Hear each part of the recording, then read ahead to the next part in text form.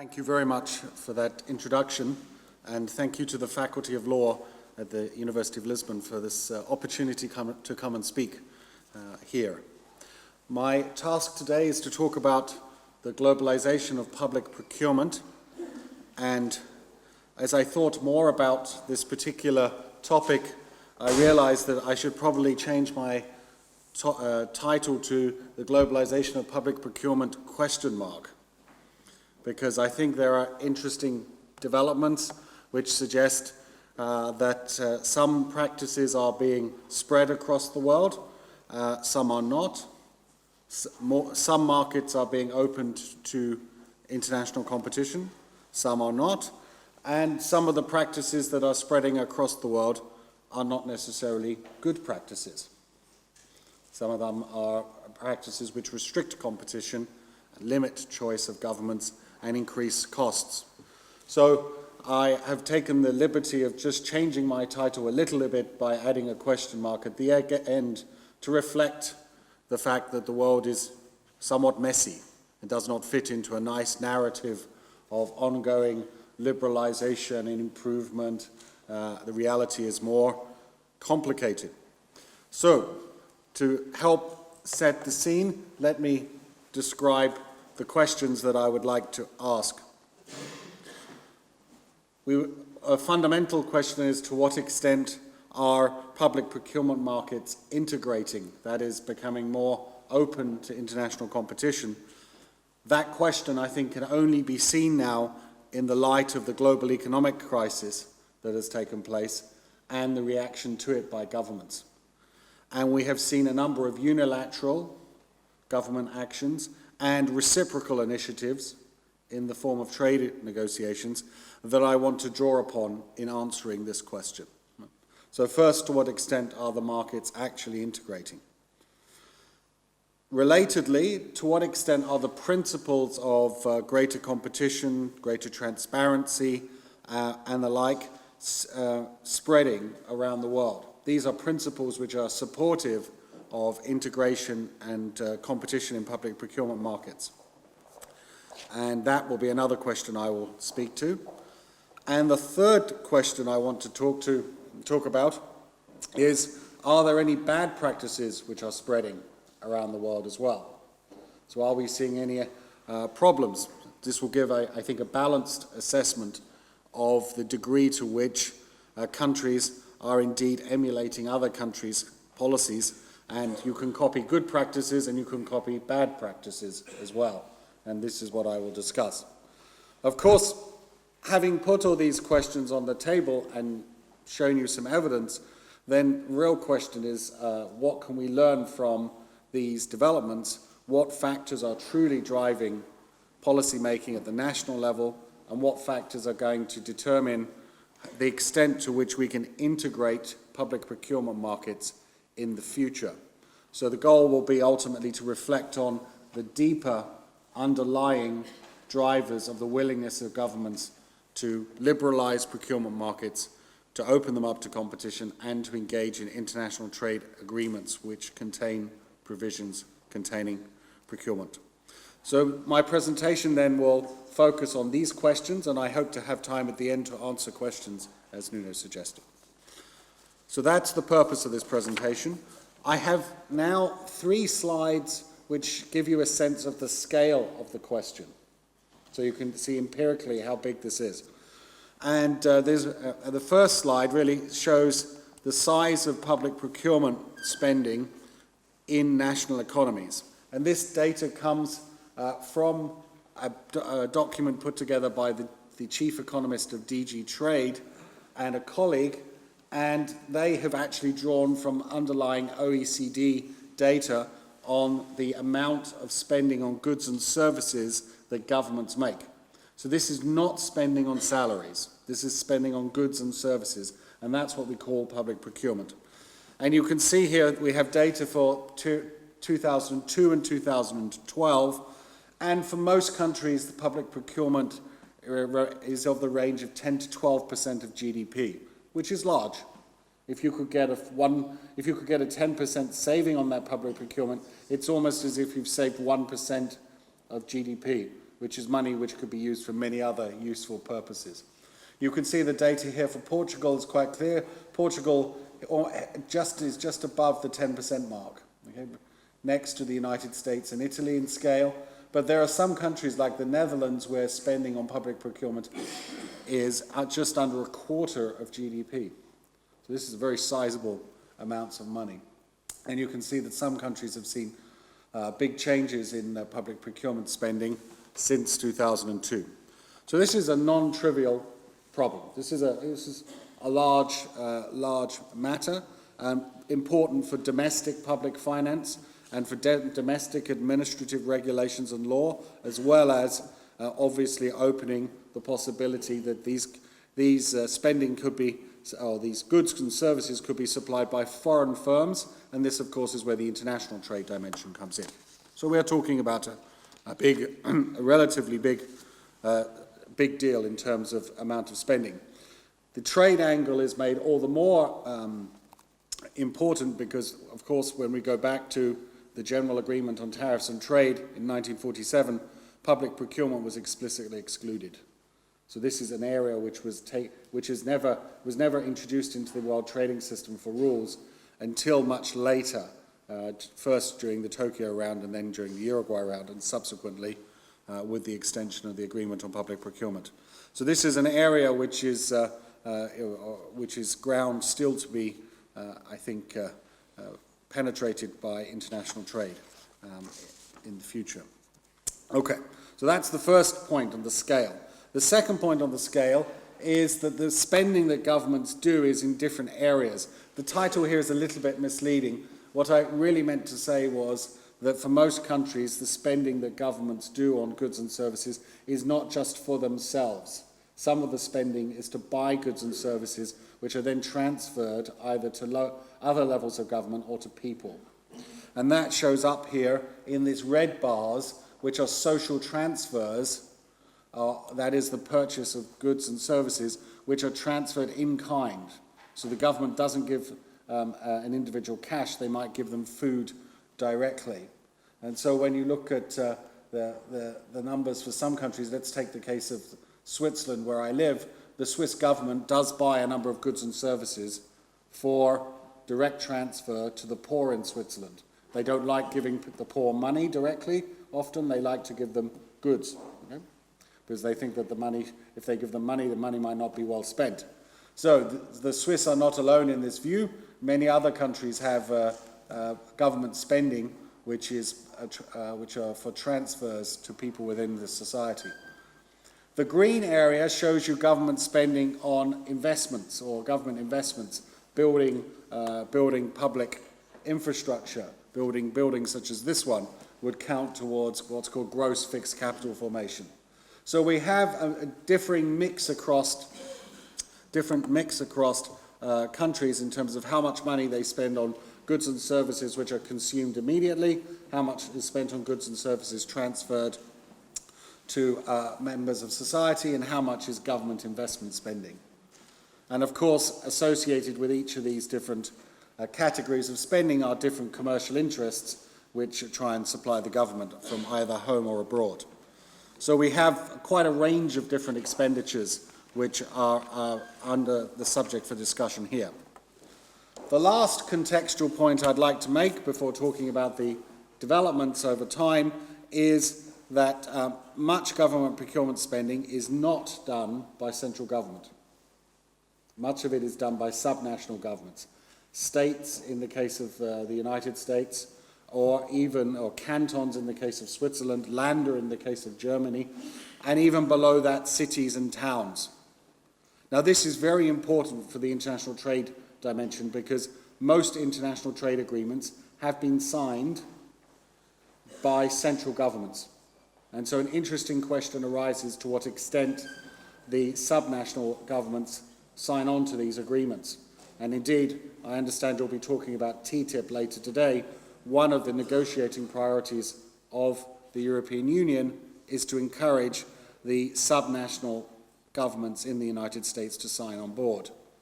So this would include governors of the US states as well as cities and mayors. And so if we're going to use trade agreements to try and open up public procurement, the parties to those agreements are not just going to be your traditional central governments and their trade negotiators. It's going to be sub-national levels of government as well. And this changes the political economy and possibly the enforcement of those provisions. So we have here quite a different arrangement. You can see in the case of the United States that literally only at most 40% of its spending on public procurement is done by Washington, D.C. Is done at the central level. Most of it is done at the state level or city level. Okay? And in the case of Switzerland, where I currently live, about, I think, 80% of all the spending is done at the cantonal or subnational level. Yeah? So really, signing a free trade agreement with Switzerland on public procurement, if that agreement is signed with the central government in Bern, you're not going to be talking about much in terms of a share of public procurement. Right? So the action is often at the local, the city, and the state level. And this is important for the scope of trade negotiations. It's also very important for trying to track which governments are liberalising and which governments are engaging in discrimination or protectionism through procurement.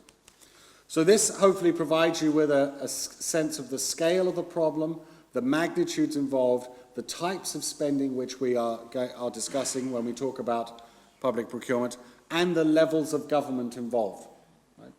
And you can see from an international trade perspective, this is very different from a classic negotiation of tariffs and trading goods, because the parties are very different. Okay? And so this factor, I think, has complicated negotiations in the area of procurement as well. So that's by way of introduction. Now I want to turn to the different developments that we have seen in the area of procurement policy perhaps in the last 7 to 10 years. And I'm going to divide my discussion into two parts. I'm going to discuss first the actions taken unilaterally by governments in the area of procurement policy, and the enforcement actions which some governments have taken against other governments to try and protect their commercial interests in the area of public procurement. And then I will turn to reciprocal actions or reciprocal negotiations in the area of government procurement to discuss what their impact has been.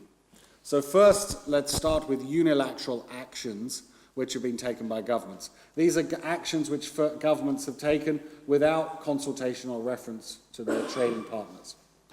Now, my team at the University of St. Gallen operates what's called the Global Trade Alert, and we monitor government policy changes which either liberalize trade or engage in discrimination or protectionism. We collect data on this across the world. We have collected, since the crisis began, more than twice as much data on public policy interventions than the World Trade Organization. So as a result, our data set is increasingly used as the reference point for these types of discussions. The WTO does not collect much data on this subject at all. And so I will draw from this broader database that my team has put together, and it will give you an idea about what public policy actions we have seen since the crisis began. Our monitoring of government policy choice began in November 2008. And since November 2008, in the area of public procurement, we have found 193 protectionist measures. These are measures which deliberately disadvantage foreign bidders for public contracts. We have found only 21 measures which liberalize public procurement. Most of those 21 measures are in fact American measures which have sought to unwind the damage done by the Buy America Act, or the extension of the Buy America Act in the early part of the crisis. But it should be pretty clear that the number of discriminatory measures exceeds the number of liberalizing measures by 9 to 1. Okay? So if your vision of globalization of public procurement was one of moving towards ever greater liberalization, I would ask you to think again. That is not the direction that we're going, okay? Instead, what we have is a substantial number of interventions year by year, and you can see that there were a lot of interventions in 2009 when the crisis was really at its worst, or the initial part of the crisis was at its worst from a global point of view.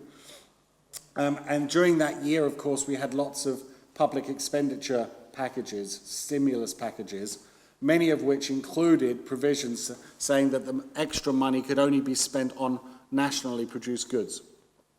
And here, two types of interventions are very common: the introduction or expansion of price preferences, and requirements that parts and components be sourced locally.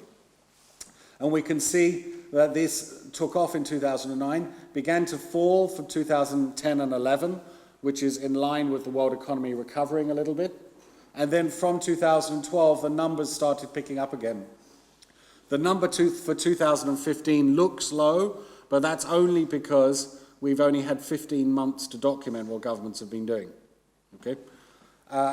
We've had nearly 6 years to document what governments have done in 2009. I fully expect that by the time we have finished, the 2015 numbers will be as high as 2009. Generally, in our work, we have found that 2015 is by far the worst year for protectionism in the crisis, not 2009, when governments were worried about it the most. Okay? So this situation is probably getting worse. The question arises which governments have been undertaking these measures, and that is shown on the right-hand side here. 30% of the measures have been undertaken by the United States. This is an understatement because my team has found another probably 100 more US measures which we're currently reviewing. So the US is a dominant player here, in terms of restricting access to its procurement markets. The EU has a small number of measures. These are not measures taken by the European Commission. These are measures taken by member states. Okay? And we have 5 in our database. And then another 66 measures have been undertaken by the BRICS, especially by Brazil and India. And the rest of the world is responsible for another 64 measures. So the first piece of evidence I want to show to you is that the crisis era has seen a step back from liberalization. If anything, we've seen a lot more discrimination. Now, the information I've presented you here are counts of measures. They do not tell you anything about the amount of trade affected or the amount of trade which could be affected. I'm now going to turn to 2 slides which do exactly that. Okay? Because one of the things my team has done now is to take these trade barriers, find out which goods they are in, and then find out which countries compete for contracts in those goods. So if the Americans put up a restriction on buying foreign steel, we will look for the countries which export steel to the United States. And now with the availability of data sets and lots of computing power, these types of calculations are relatively easy to do. And so what my team has done is to calculate what is the share of the G20 exports, that is of the countries of the G20, which face different types of trade barriers. Okay? And I have on this next chart a slide which shows you how public procurement measures have changed over time compared to other import restrictions. Now, so let us be clear about what we're talking about here. This is the percentage of the overall level of exports of the G20 that face a certain type of trade barrier. Okay? And we've calculated them for different types of trade barriers so you can see how important or unimportant public procurement is. Now, to give you some sense of context, there's a lot of discussion amongst international lawyers and trade economists about trade defense measures. They get a lot of attention. These are measures to attack subsidies, dumped products, and things like this. These are very high profile, but they always target very small amounts of trade. So this is not a big problem. Okay? The next set of requirements we have are these are requirements that firms source locally, whether or not they're supplying the government, and these now account for about 4% of G20 exports. Traditional import tariff increases were not a big feature at the beginning of the crisis, but have become a big feature since 2012. So now almost 10% of G20 exports faces are two markets where there has been a tariff increase. And this is pretty much in line with what we've seen in public procurement. So in public procurement, we believe that the G20 exports, roughly 10% of them, are in products to foreign markets where a public procurement restriction has been put in place. And this is the amount of trade which we believe is potentially affected by these measures, where these measures have been introduced since November 2008. So any of the measures which were in place before this is on top. Okay? So this is the new crisis era protectionism and how much trade is exposed to it. And you can see that the percentage of trade which is potentially at stake here is around 9.5%, and that's not small. That is not a small quantity, especially given that the G20 exports trillions and trillions of euros and dollars of trade. Right? So this issue has become, I think, in my view, should be the issue of public procurement regulation at the WTO and the like should, in my view, receive a lot more attention precisely because this problem has been growing. But it's not the only problem that has been growing over the years. Unfortunately, the WTO does not collect systematic data of this type, which is a shame because it would be useful to compare their estimates with ours. So this gives you the overall estimates for the G20. I also have a slide showing you how the different European members of the G20 have been affected as well. And this is the case. Now, of course, in the EU, there are 4 members of the G20, or 4 national governments who are members of the G20, and that, of course, is France, Germany, Italy, and the UK. And you can see here that in the case of Germany, now more than 5% of its exports face some type of public procurement barrier, which has been introduced since the crisis has begun. So this is, I think, in terms of commercial interests of the EU member states, also an important issue. And I should say, to the credit of the European Commission, that they are taking this issue much more seriously. They're now collecting much more data on foreign government procurement practices, and I cooperate with them in this respect. And I think they realize that this has become a growing problem. And I suspect they realize that because member states and industry associations have told them. So I think this data bears out the pressures that they are facing as well. So in short then, the crisis era has not been a good era for those of us who believe that public procurement should be subject to more international competition. Yeah? So we have gone backwards, not forwards, in my view. Okay? So that's in terms of unilateral actions. Now, of course, the question we could ask is, what have governments done about this? Okay? Well, here I'll focus on what the EU has done and talk about its trade enforcement practice. And I'll build upon a report which I which was published in January of this year, and which looks at EU trade enforcement. Now, the EU doesn't publish very detailed statistics on where it's been successful in persuading foreign governments to remove trade barriers. So what I had to do with my team was to collect all this information from EU documents going back about 10 years, and then count up the number of times the EU had claimed success in fighting foreign trade barriers. And we found over 250 instances where the Commission claimed they had been successful since 2007. And this is the pie chart showing you the areas where they have been successful. Well, if you look for public procurement, the Commission has only claimed 6 successes in the last 8 years. 6 out of 250, right? Which strongly suggests that this is an area where either enforcement isn't happening or, more importantly, where enforcement is extremely difficult. If you look at the WTO level, there have been 502 dispute settlement cases since the WTO was created. only 4 of them relate to the agreement on government procurement, less than 1%.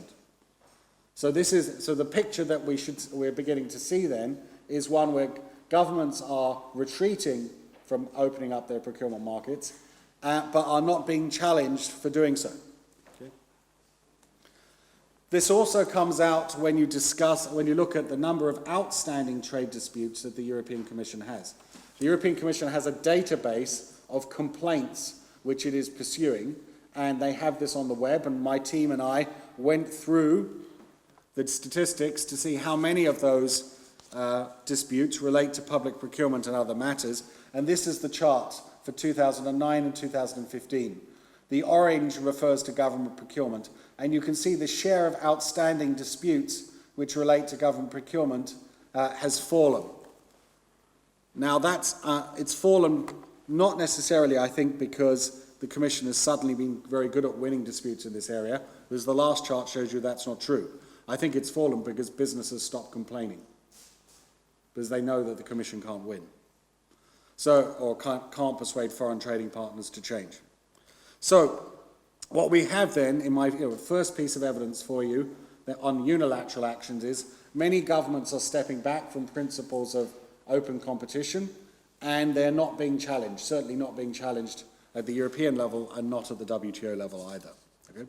So this is, I think, important, because we should not, as I said, we should not think of the world moving to progressively more and more open procurement markets. We may want that outcome, but I want to argue that that is not the reality, at least as far as the crisis area is concerned. And this might provide useful context for the discussion in the next panel, where people are going to talk about how trade agreements can or cannot fix problems like this. So, with that in mind, I'll turn now to how reciprocal trade deals have been addressing government procurement. And I want to talk about developments at the WTO level, and then at the regional, at the bilateral and regional level. So let's first then turn to the WTO developments. Now, of course, the WTO has had an agreement on government procurement since the 1970s. It was upgraded in the Uruguay round, and it was upgraded very recently as well. Over time, then, this agreement has expanded in membership, and you can see here that we have just over 41, I think it's 43 members of the government procurement agreement. Don't forget that 28 of those are members of the European Union. So it's the EU plus 15 other jurisdictions. Okay? So this is an accord which has a limited membership, bearing in mind that the WTO has 161 members. Okay? Now, the direction of change is in the right one. Look, this is good. But the question is, this is by no means a global accord. Okay? By no means a global accord. The second thing to remember about the GPA is that it relates principally, not exclusively, principally to obligations by central governments, not by those subnational governments, which do most of the spending. And thirdly, you should remember with the GPA that it does not contain unconditional MFN. It is conditional MFN. That is, countries who are members agree on a bilateral basis whether or not to offer the terms of liberalised terms to other members of the agreement. So this is not a traditional most favoured nations agreement. It's conditional MFN. So in that sense, this is an agreement which has limited scope in terms of governmental coverage. The traditional WTO principles of MFN do not apply, and it has limited membership. Okay? So this is not a, this is, I mean, the way to put, if you want to put this positively, we have plenty of room for progress. Yeah, okay? But this is not, even before you get into the data, you can see reasons why this has limited coverage. Let me turn to the data, and here we have generally a problem. Most members of the agreement on government procurement release their data with an enormous lag. Some countries don't release much data at all. And so it's very hard to know how much their markets are opening up. One source of information on government's procurement markets and how open they are the trade policy reviews that the WTO does, which include sections on government procurement for those countries which are members of the agreement. Even for those countries, often data is not provided. So in preparing this talk, I looked at the the trade policy reviews of the larger members of that agreement, and the United States and Korea do not provide any information on this, at least as far as the trade policy reviews are concerned. So I can't show you that data, okay? I can't show you the comparable data for the European Union either, although I should say, to its credit, the EU publishes from Brussels data on contestability of markets. What the EU does publish and is supplied to the WTO is information on how much of their contracts are covered by the disciplines of the government procurement agreement. That is, how much of what's the value of the contracts which are which fall under this agreement and are therefore potentially contestable by foreign firms. And you can see in this chart how the value of those contracts have changed over time and how it compares to the overall expenditure by the members of the European Union on goods and services. There are two things to say here. First, the value of contracts covered by the GPA has fallen in the EU. Okay? So the amount of commerce which is potentially contestable by non-EU parties has gone down, not up. Okay? And secondly, that the share of total expenditures which are potentially contestable internationally is down to 10%. Okay? Down to 10%. Okay? Now this is for the latest data which is available, okay, from the WTO's Trade Policy Review for 2015. So there may well have been developments after 2011 that we need to be concerned about. But this is the latest data available. So the EU's own procurement market is, from an international competition point of view, getting smaller. Within the EU, of course, the market may well be becoming more contested. That's a separate and important matter. But first, we see that even in 2011, only 10% of the EU's goods and services are open to international competition. Now, this is important because, at least in international trade circles, the EU tells its trading partners that its procurement markets are open to lots of international competition. And that is an argument which I don't think the trading partners believe, partly because of data like this. But the problem is not just an EU problem. If you go to other countries, you'll find similar developments. So this is the data from Japan, which is from its trade policy review from last year as well. And the latest data available for Japan is for 2012. And you can see that the Japanese source about 10% of their government spending from abroad. So they actually buy 10% of their goods and services from foreign suppliers. But even in the case of Japan, this share is falling, probably as the governments are switching spending towards domestic buyers. About 10 years ago, a junior researcher and myself wrote a study of how Japan's procurement practices changed during its long recession in the 1990s. And as the recession got worse and worse and worse and worse, so the share of spending on foreign goods and services went down. And so the lesson there was that we were not convinced that the GPA protects foreign market share during tough times. And we talk now of the reality of the situation, if only perhaps to get more realistic expectations about what this WTO agreement in its current form can actually deliver. So this is the data for Japan and the EU.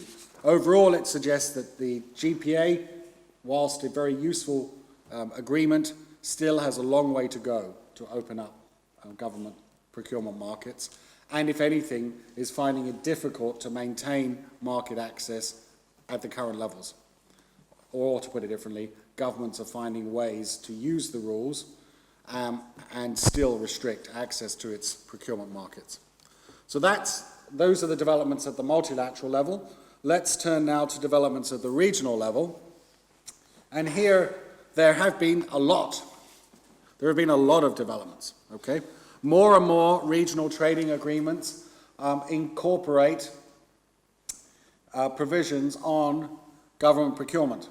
So this is data from Lucien Senard's paper from last year. He is the chief economist of DG Trade, and he shows that 54% of EU regional trading agreements include provisions on government procurement, and this is very similar to the global totals for the period after 2000. So this has been a very active area of EU negotiations, and also in many other countries. The question I want to ask is, what do we think we are going to accomplish with these negotiations? And to focus attention, I will talk about TTIP. Okay? Because there have been a number of studies of the likely impact of TTIP, and I've taken the one which the Commission likes to speak about, and that was the one done by my colleagues in the CEPR. And what I want to show you is the estimated benefits from liberalising public procurement on both sides of the Atlantic. And the simulations I'm going to show you involve two key assumptions. First, that one quarter of all public procurement measures are removed, and that secondly, that there is this liberalisation across the Atlantic induces other countries to liberalise their procurement markets a little bit. Okay? And the little bit is by about 20% of the degree to which the EU and the US liberalise. Well, these are the estimates of the gains for doing that, and what I have here are three liberalisation packages, one relating only to tariffs, to services, and the one which is of interest to us is what happens if the TTIP only included procurement liberalisation, where we got rid of a quarter of the non-tariff barriers in procurement. What would be the benefits? Well, according to this particular study, which is probably the leading study on this issue, by 2027, that is 12 years from now, the benefits will have grown to 6.4 billion euros. 6.4 billion euros for the EU and 1.9 billion for the United States. You can see that there are negative consequences for other OECD countries, for China and for ASEAN, and this really reflects the fact that the EU and the US would buy fewer products from those countries and buy more from each other. Okay? So there's some degree of trade diversion there. But still, these are gains of the order of about $8 billion. Okay? 8 billion euros, sorry, in 12 years' time. Right? So this is what. Now, when you translate those gains into percentages of GDP, you get the following table. And you can see that the procurement liberalisation, which is being estimated here, would generate an increase in EU GDP of 2 basis points. 2 100ths of 1%. Okay? 2 100ths of 1%. Not 2%, 2 100ths of 1%. Okay? It's tiny. And for the US, it's even smaller. Okay? It's half of that number. Right? Now, this, I think, creates a bit of a problem because public procurement measures have strong commercial defenders. There are some firms who benefit a lot from these provisions on both sides of the Atlantic. They will fight very aggressively to keep these privileges. And if I had to go before the European Trade Commissioner and say, is this worth doing? She might ask me, what's the gain to the EU? And if I tell her that it's 2 100ths of 1% of GDP, she might not think that this battle is worth fighting. Okay? So one of the problems I think we have with TTIP is if the scale of this negotiation is accurately captured by these numbers, it's not going to deliver much. And maybe some politicians may look at these numbers and say, the gain to Europe, although positive, is not large enough compared to the political pain of fighting these commercial interests who will want to keep the special privileges that they have. So this is one thing we might want to talk about in the next section, which is how do we make trade agreements of this type a really useful vehicle for generating larger gains to governments, because the current estimates are tiny. But I should tell you, when you look at the other estimates for tariffs and services, they're tiny too. In fact, the dirty secret of TTIP is, when you look at the different components, each element is tiny. Yeah? So it may be true that TTIP is going to generate $130 billion of benefits for the EU by 2027. That's 12 years from now. Okay? But compared to the size of the EU economy, this is tiny. Right? And so what we have is a negotiation which is a very high priority for many governments, for the European Commission, which is not likely to produce very many economic benefits. And that is going to make it even more difficult to sell this agreement. Okay? And I think the problem has a lot to do with how the negotiations were designed. All right. Now, so that's a little bit of caution on what we can accomplish in terms of regional trading agreements and government procurement. But I want to share with you one last thought, which comes not from someone like me who's trying to be a bit balanced on this, but from some people who are absolute supporters of negotiating free trade and negotiating government procurement provisions. And this is in a think piece which was put out by the World Economic Forum last month, and was signed by Robert Anderson, who is the lead official at the WTO on government procurement, and a good friend of mine, but also a true believer, and Bill Kovacic, who is a really expert and serious American competition and procurement lawyer and administrative law lawyer, who is a big believer as well. And they put together what I thought was a quite balanced assessment of what procurement provisions can accomplish. And this is their bottom line. This is their conclusion.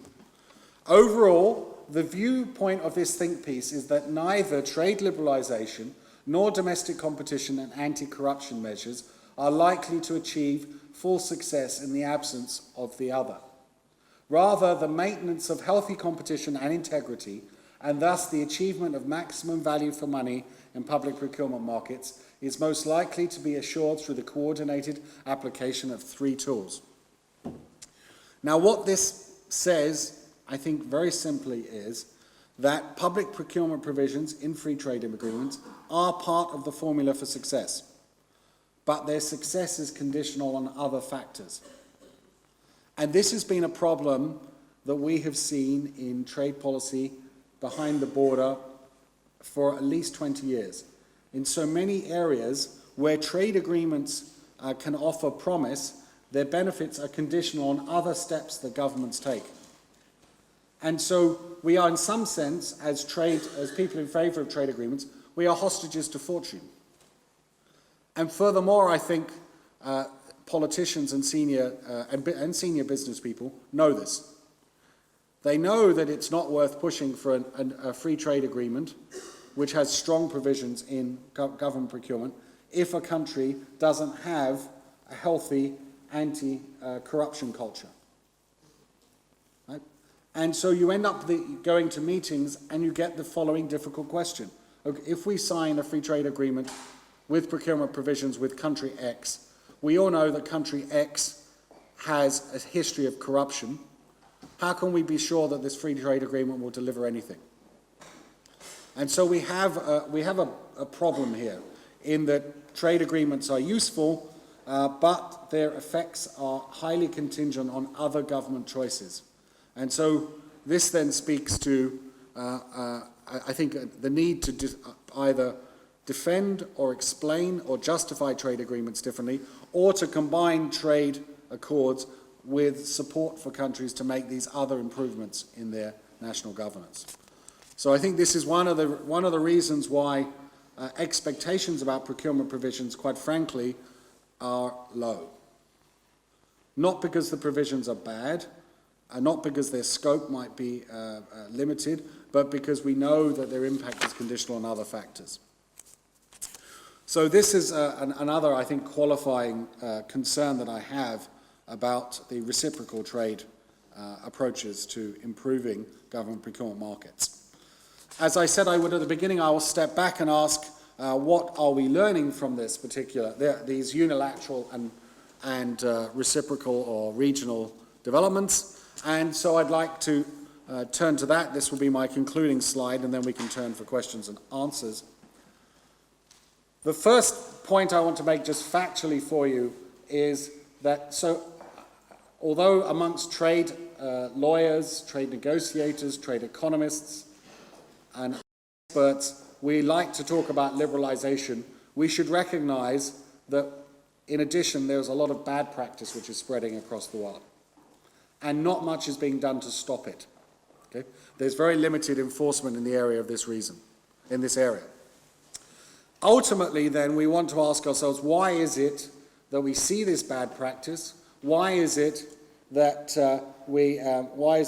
it's hard to negotiate far-reaching and successful government procurement provisions? And I think there are three reasons. And some of them have very old origins.